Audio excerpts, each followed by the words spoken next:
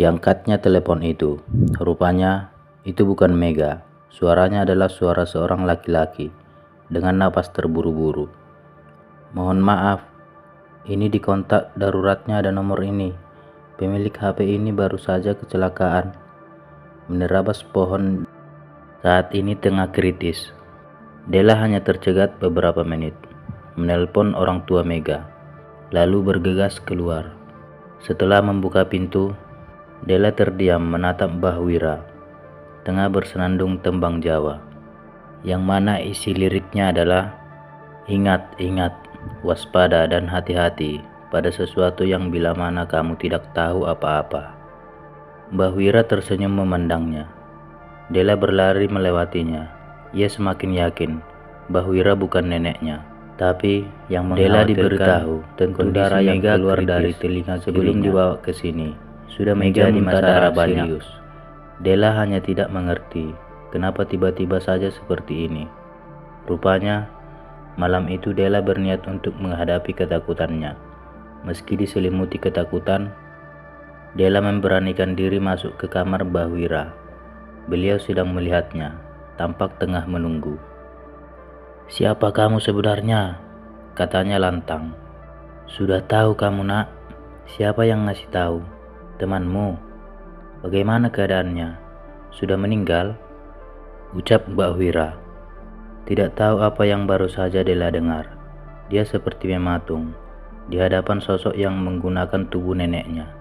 Malam itu juga Della menceritakan semuanya ke Pak Imron dan Bu Ida.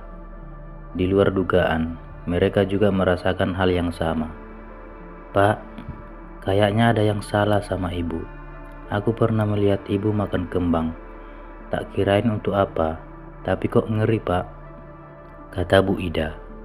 Pak Imron yang merupakan anak kandungnya terdiam memikirkan sesuatu. "Besok Bapak cari bantuan. Bapak punya kenalan yang bisa bantu," jawab Pak Imron. Dari kamar Mbah Wira terdengar suara yang keras menyentak. "Gak usah ngusir aku, kalian semua." Malam itu Pak Imron mengunci pintu kamar Mbah Wira saking takutnya bila dengan mengunci kamar Mbah Wira sudah menyelesaikan masalah. Sepertinya Pak Imron salah besar. Setelah pintu dikunci, Mbah Wira tertawa sembari berujar dengan bahasa Jawa yang sanggup, seperti orang mengutuk. "Manusia seperti kalian semua kelak akan kena batunya." Dan tepat setelah mengatakan itu, listrik seolah mati total. Malam itu, Pak Imron langsung menghubungi kenalannya, sembari mereka keluar dari rumah itu. Bingung, Pak Imron menunggu sampai ada mobil datang. Rupanya, itu adalah teman Pak Imron kerja. Baru saja beliau turun dari mobil, beliau langsung istighfar. "Astagfirullah, Ron, ada apa ini? Kenapa rumahmu banyak sekali demitnya?" Bingung, Pak Imron menceritakan semuanya. "Mbah Wira, sejak kapan? Kenapa kamu gak ngasih tahu?" Hanya berbekal membaca doa, kawan Pak Imron melesat masuk ke rumah. Istighfar kembali terdengar. Rupanya di setiap sudut rumah dipenuhi bangsa halus, seolah-olah di sini sedang ada pesta yang diadakan. "Gini saja, malam ini kalian pergi semua dari sini. Besok kita kembali," kata kawan Pak Imron. "Malam ini firasatku buruk, Ron. Yang sekarang ada di kamar itu," beliau menunjuk kamar Mbah Wira. "Berbahaya," katanya lagi. Mbah Wira kembali berteriak di dalam kamar. "Ayo ke sini, kamu anak bau kencur. Ilmumu masih dangkal, tapi berani menantang aku." Malam itu juga rumah Pak Imron dikunci, sementara Mbah Wira masih berteriak kesetanan. Untung saja tetangga tidak ada yang bangun. Mereka pergi menuju rumah kawan Pak Imron. Pak Sugeng memang bisa melihat hal-hal yang begituan. Karena itulah terkadang ia membuka pengobatan alternatif. Namun dari semuanya pengalaman dia mengusir bangsa halus, baru kali ini Pak Sugeng tidak berkutik, hanya dengan melihat energi gelapnya. Sejak kapan Mbah Wira seperti ini? Bu Ida dan Pak Imron hanya diam mematung. Tidak tahu dari mana semua berawal. Dela yang mendengar itu menjawab. Sejak Simbah cerita, katanya dia sering didatangi wanita cantik dalam mimpinya. Pak Sugeng tampak berpikir, kemudian beliau mengambil handphonenya. Saya punya kenalan yang punya pengalaman melawan jin rip seperti ini, kata Pak Sugeng. Jin rip itu apa toh, Dek Geng? Tanya Pak Imron. Jin yang keras kepala, suka keluar kalau sudah masuk tubuh manusia. Masalahnya, Mbak Wira bisa sampai dirasuki seperti ini. Loh, kok bisa, Ron? Mbahmu itu rajin sholat. Bagaimana mungkin bisa sampai dirasuki seperti itu? Semoga tidak sampai seperti yang saya pikirkan. Apa yang kamu pikirkan, geng?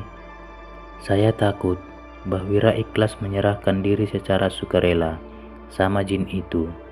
Semoga tidak. Berdoa saja kalian.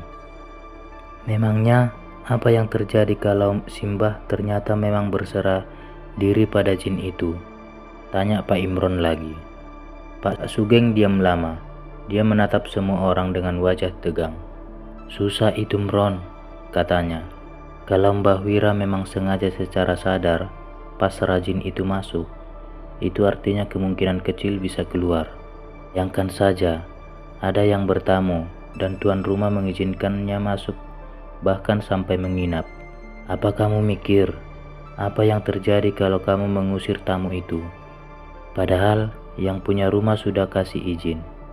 Pak Sugeng kali ini duduk, dinyalakan rokok sembali menahan diri.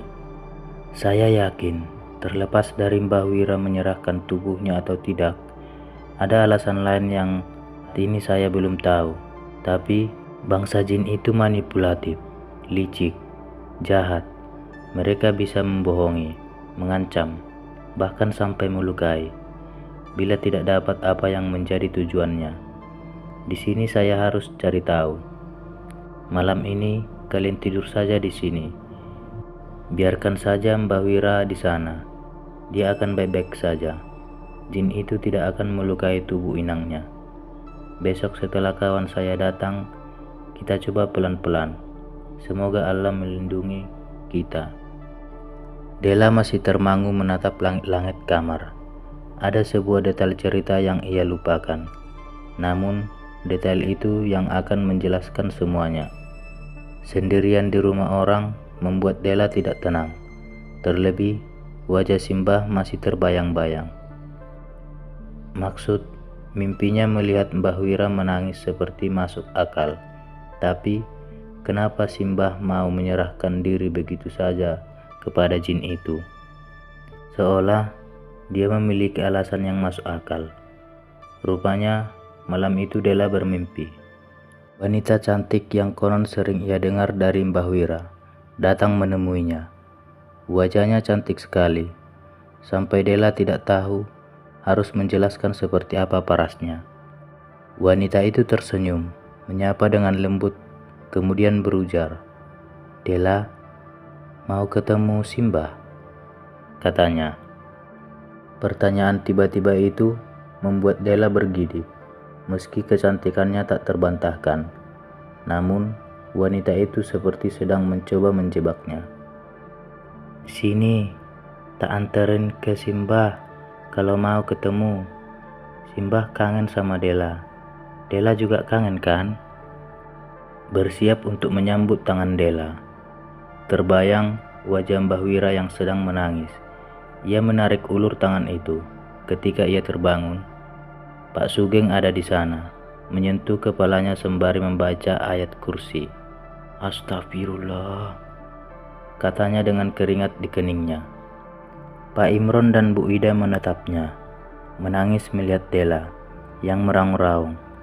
Dela tidak tahu apa yang terjadi, karena ia tidak sadar dalam tidurnya. "Kamu gak apa-apa, nak?" peluk Bu Ida. Tangisnya pecah. "Saya kecolongan. Sudah kuduga, jin ini gak main-main kalau mencelakai orang." Pak Sugeng menatap Dela. "Kamu mimpi apa, Dek?" Wanita cantik itu mengajak saya ketemu Simba, kata Della tergagap. Wajahnya masih tegang. Kamu terima tawarannya? Tanya Pak Sugeng. Enggak Pak, tadi saya langsung lari. Dia sempat mengejar saya, tapi Simbah nolong saya. Beliau bilang, jangan ganggu keluarga saya. Della menangis sejadi-jadinya. Sudah kuduga, kata Pak Sugeng. Mbah Wira menyembunyikan sesuatu. Kamu tidur lagi saja, Dek. Kali ini jangan lupa doa, minta pertolongan sama Allah. Pak Sugeng pun pergi meninggalkan kamar itu. Besoknya, datang seseorang yang masih muda. Beliau menyapa dengan ramah. Rupanya beliau adalah kenalan dari Pak Sugeng yang diceritakan semalam. Namanya Mas Iwan. Beliau datang jauh-jauh ke sini untuk membantu, kata Pak Sugeng memperkenalkan Mas Iwan. Pak Imron pun menyambut salam hangat itu. Tanpa membuang-buang waktu, mereka pun beranjak ke rumah Pak Imron. Di jalan, Pak Sugeng menceritakan semuanya. Mas Iwan hanya manggut-manggut saja. Sesampai di rumahnya Pak Imron, Mas Iwan langsung merasakan sentakan tidak enak. Banyak sekali penghuninya, kata Mas Iwan. Siang bolong, ia melihat ke sana kemari. Sebelumnya tidak begini, kata Pak Sugeng. Tampaknya jin rip ini berusaha mengumpulkan sebanyak-banyaknya pengikut. Tanpa basa-basi, Mas Iwan langsung menuju kamar Mbah Wira. Begitu pintu dibuka, Mas Iwan kaget bukan main melihat kondisi Mbah Wira tengah duduk menyantap bangkai kucing.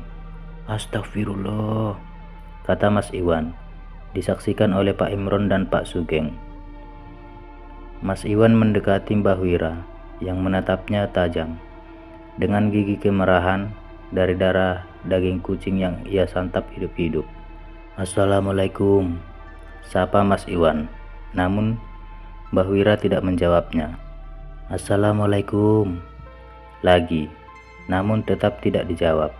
Assalamualaikum ketiga kalinya. Mbah Wira menjawab, Waalaikumsalam. Namun suaranya bukan suara Mbah Wira, melainkan suara yang menyerupai seorang pria. Anda siapa?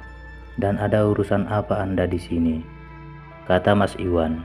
Aku diundang, jawab Mbah Wira. Siapa yang mengundang? Gak ada urusan denganmu, kata Mbah Wira menekan. Anda bisa menjawab salam saya. Sekarang saya minta tolong. Bisakah Anda pergi bersama teman-teman Anda? Bisa? Mbah Wira tiba-tiba berteriak keras sekali. Lalu ia menatap Mas Iwan dengan sengit. Kali ini ia mengerang seperti macan. Pak Sugeng memberitahu Pak Imron yang tampak kebingungan. Yang barusan adalah jin munafik. Dia ikut masuk ke tubuh Mbah Wira. Sebenarnya ada banyak sekali yang sudah masuk. Tujuannya satu, jin rip ini sedang bersembunyi di antara mereka. Pak Imron tidak dapat percaya. Namun dengan melihat secara langsung, ia harus merubah pikirannya bahwa hal di luar nalar ini rupanya nyata. Mas Iwan meraih botol minum yang sudah ia bawa. Disiramkan air itu sembari beliau berdoa. Seolah terbakar, Mbah Wira merangkak seperti macan, menjauhi Mas Iwan. Mas Iwan menatap Mbah Wira, matanya berdelik, seolah memberi ancaman. Dan Mbah Wira terus meraung marah. Suaranya nyaris seperti harimau betulan. Pak, permintaan saya tadi sudah dibawa kan? Pak Sugeng mendekat, memberi kain kapan yang sudah dirobek, membentuk siluet tali. Tolong bantu saya pegangi ini Pak, kata Mas Iwan. Pak Sugeng dan Pak Imron langsung menangkap Mbah Wira. Kaget bercampur bingung. Tenaga Mbah Wira bukan main kuat. Bagaimana mungkin wanita yang sudah berumur bisa membuat dua lelaki dewasa seperti tersudut. Mas Iwan menyentuh kening Mbah Wira sembari memanjatkan ayat-ayat. Raungan Mbah Wira semakin keras, namun dengan begitu Mbah Wira mau dituntun ke atas kasur. Diikatnya kaki dan tangan Mbah Wira dengan tali kain kafan di 4 tiang ranjang. Mbah Wira masih saja mengaum marah. Mas Iwan kemudian kembali mencoba membaca ayat-ayat. Kali ini Mbah Wira sudah tidak seperti macan, namun suaranya menggelegar, tertawa-tawa, bahkan mencemooh. Lalu berkata, "Kamu pikir dengan begini kamu bisa mengusirku? Dasar anak kecil, kamu tidak akan bisa memaksaku keluar." "Apakah itu jinnya, Mas?" tanya Pak Imron. Wajah Mbak Wira mendelik dengan senyum mengejek, seolah-olah apa yang dilakukan Mas Iwan tidak berguna. "Bukan, Pak, ini jin lain. Saya akan mencoba memaksanya keluar, tapi saya butuh waktu," kata Mas Iwan. Mas Iwan mengambil telur ayam, diletakkannya telur itu di bawah kasur. Kemudian beliau kembali membaca ayat-ayat. Anehnya, meski wajah Mbah Wira meringis menahan sakit, namun ia masih tersenyum, seolah membuktikan bahwa ia tidak dapat dikalahkan. Yang terakhir, Mas Iwan menarik sesuatu dari ujung kepalanya, seolah-olah ada yang diambil. Namun, ia lakukan itu berkali-kali. Jeritan Mbah Wira begitu hebat, sampai menimbulkan kebisingan di antara warga yang berbondong-bondong mendekati dan penasaran. Pak Sugeng segera menemui warga, menjelaskan apa yang terjadi. Begitu selesai, Mas Iwan keluar dengan wajah masam. Pak Imron seolah tahu apa yang akan dikatakan Mas Iwan. "Mohon maaf, tempat ini sudah dijadikan sarang sama dia. Setiap saya keluarkan satu, masuk lagi untuk menggantikan yang lain, dan terus berlanjut. Hingga saya kesulitan, Pak." "Lalu bagaimana, Mas?" "Begini saja, kita bawa dia ke pondok pesantren tempat saya menimba ilmu. Insya Allah, banyak yang akan membantu," katanya mencoba memberi harapan. Mas Iwan mengajak Pak Sugeng dan Pak Imron masuk ke rumah. Di atas meja ada sebutir telur yang diletakkan di bawah ranjang. "Begini Pak Imron, mohon maaf. Sejak awal saya curiga jin ini sudah menghasut Mbah Wira agar menyerahkan raganya secara paksa. Bila telur ini menghitam dan bau busuk, maka Mbah Wira benar-benar yang menyerahkan tubuhnya. Sebaliknya, bila telur ini tampak normal, ada harapan bahwa jin ini memaksa Mbah Wira. Ketika telur itu diketuk dan dikeluarkan dari cangkangnya, semua yang ada di sana kompak menutup hidung. Bau busuk telur ini rupanya jauh lebih dari kata bau busuk. Bahkan cairannya kental hitam menyelimutinya. "Tanda apa ini, Mas?" kata Pak Sugeng. "Keluarga Bapak yang membawa jin ini, sehingga dia terikat dengan semua kejadian ini," kata Mas Iwan tegang. "Lalu bagaimana, Mas?" "Saya butuh mobil besar yang mampu memuat 12 orang santri pondok. Mereka akan membantu kita menghadapi petaka ketika kita di jalan." Pak Sugeng menatap Pak Imron. "Sudah, sebaiknya kamu mencari bus yang bisa kita sewa. Perjalanan ini akan sulit, bahkan berbahaya untuk keluargamu atau kita semua," kata Pak Sugeng. "Keluarga saya, Pak," kata Pak Imron bingung. "Iya, keluarga Bapak," kata Mas Iwan menegaskan. Sepulang dari sana, Pak Imron menceritakan semuanya kepada Dela, kepada Bu Ida. Mereka pucat, berpikir, bagaimana kejadian ini bisa menimpa keluarga mereka? Apa yang sebenarnya terjadi? Hari itu, Dela dikabari Mega siuman.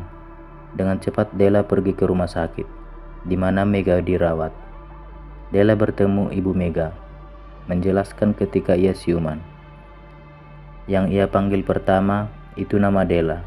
Sepertinya Mega mau mengatakan sesuatu. Begitu mata mereka bertemu, Dela memeluk Mega, dan kemudian Mega menceritakan semuanya. "Mbah Wira, Del, dia bukan mbahmu," kata Mega. Suaranya gemetar menceritakan. Siapa yang kau lihat, Meg? Kok lu kayak ketakutan gitu? Sumpah, Del. Demi Tuhan, itu bukan mbahmu. Percaya deh. Iya, gue percaya, kata Della menenangkan. Apa yang lu lihat, Meg, sebenarnya? Gua nggak tahu, Del. Wajahnya nggak bisa aku gambarin. Gua nggak pernah ketemu makhluk yang semengerikan ini, Del. Bertanduk mirip kerbau, besar dan hitam. Tapi suaranya seperti suara perempuan. Gue diancam, Del. Diancam bagaimana? Dia bilang gue nggak boleh ikut campur. Karena kalau gue ikut campur, dia akan ngejar gue, Del. Gue takut, makanya gue ngebut. Dan rupanya gue nggak sadar, di depan ada pohon. Gue nggak ingat apa yang terjadi, tapi gue masih bisa bayangin wajahnya depan gue. Sekarang gimana? Dia masih ngejar lu? Mega menggelengkan kepala. Del, kata Mega, gue mimpi. Di mimpi gue ada Mbah Wira. Dia lagi nangis. Suaranya kayak minta tolong, Del. Tolongin Mbah Wira, Del. Tolongin. Kasihan dia. Della hanya termangu memandang Mega.